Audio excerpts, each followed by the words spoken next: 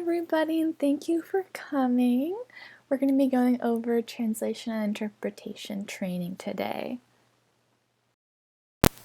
My name is Angelica McCombs, and I'm going to be training you guys today, and I hope that you learn a lot.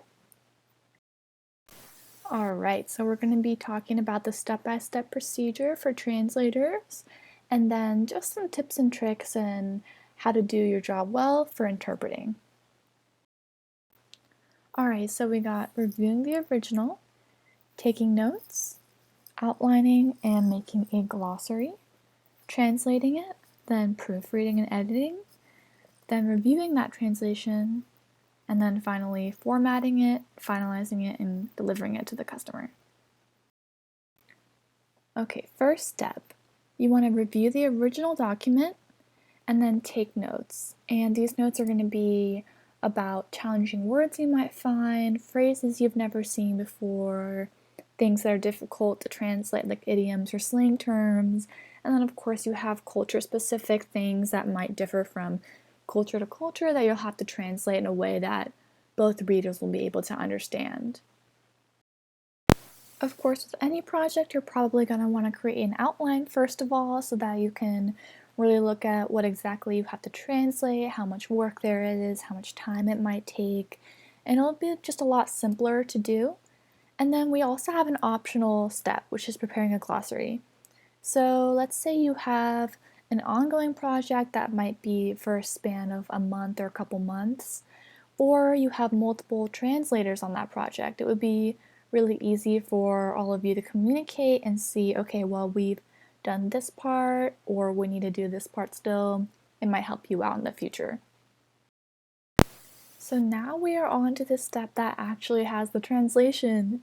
Okay, so I would say after you translated everything, I would then do a copy edit, which is more specifically looking at grammar and spelling and very nitpicky small things. And then of course, if you want to do any big rewrites of one part or multiple parts, that would be part of the copy editing phase, and you would just make sure that it really flows correctly and all of these things. And then after that, you would do proofreading. So it's kind of like a look over and making sure, oh, I put an extra word here and there, or I typed something wrong, so it's kind of like the net to catch those small mistakes. And then after that, you have a comprehensive review. It's kind of like a final check to make sure, okay, everything looks good. After doing that, you're going to format the document. So with this experience, we are really trying to make sure that no matter what language you're reading it in, you get the same experience. So you really want to try and copy the original and make the formatting very, very similar as much as you can. And then after that, you're going to review everything again, just another check over, and then that's kind of like the finalizing phase. Okay, so the translation is all done, and now we just have to do the delivery. So some people are going to want an electronic copy, let's say in an email or something like that they can print out themselves or file away on their computer. And some people are going to want you to send them a hard copy in the mail, so it really just depends on each customer. So we have the translation phase all done, and now we are going to move on to interpreting and what you can do to make sure that you do a great job.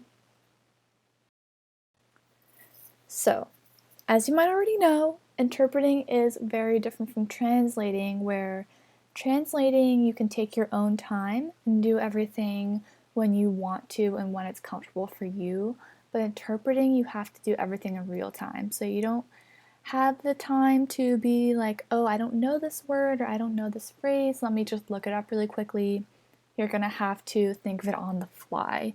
So as you won't be able to research words or topics or any of the things that we talked about before, you need to be prepared. So maybe take notes ahead of time or research what you might not know yet or cultural things you might not know yet. Or maybe think about what event you're going to or what the project is for. and really just think ahead. And make sure that you are fluent in both languages that you are doing the project with, because if you don't know one as well as the other, it might not be so great of an outcome. So just think about that.